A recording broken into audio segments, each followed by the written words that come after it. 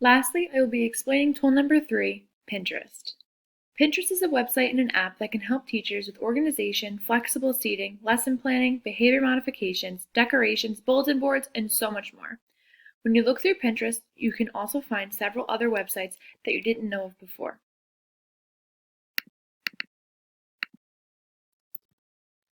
I plan to use Pinterest in my classroom as a very helpful tool for lesson planning and planning out how to organize my classroom. I've used Pinterest in the past to help me when I was an infant teacher at a daycare. I could find so many cute art projects and organizational tools. Now I'm going to take you over to Pinterest and show you what I'm talking about. So here you can see I searched teacher organization up here at the search bar. And when you go down, it shows you all these different things. So here's one that says how one teacher writes subplans one time for the year. So there's so many different things you can see. Here are just some hacks on how to label things, get organized with binders, copies, a bunch of different things. So let's scroll down and let's see 8 organizations from Amazon. So here you can click on these and they get bigger. There you go. And then it also gives you the link up here of where it came from. So there are a bunch of different like teacher websites and links that like I would have never known of before or anyone would have known of if Pinterest didn't link them all. So now here's a new link. So now we're at the teacher or the designer teacher website. So here she has all of her stuff posted and more pictures and more tips and tricks. So it's really cool how you can use one website to get connected to so many more. So you can save these. As you can see, I created a classroom organization board here, which I'll show you how to do in a second. But when you like something, you can just hit save.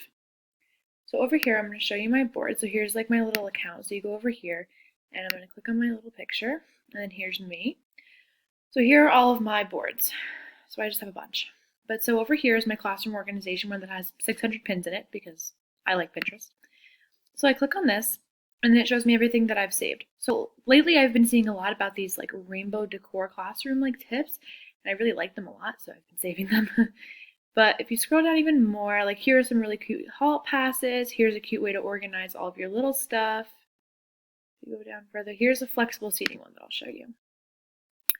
So this is all different types of flexible seating and like where you can buy them and stuff. So then again, if you click on the link, it'll take you to that new website, which is really cool. And then look, there's other things that she has. So she has all these free printable stuff, which is really cool. So she has classroom decorations. I see bulletin board ideas and door ideas. So she's got really cute stuff. But so this flexible seating one I think is really interesting because she has the little signs that go with it, which is kind of cool because then the kids can walk over and be like, okay, like this is how I use it. This is when I can use it. And like, you know, how to use it properly so that nobody gets hurt, which I think is really cool too.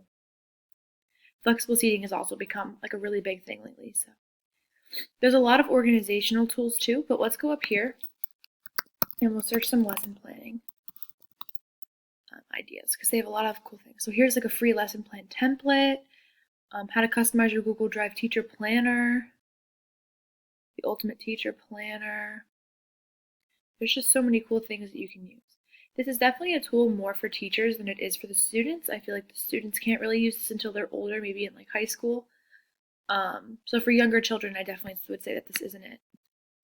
But there's so many different things that you can search. So let's search flexible seating.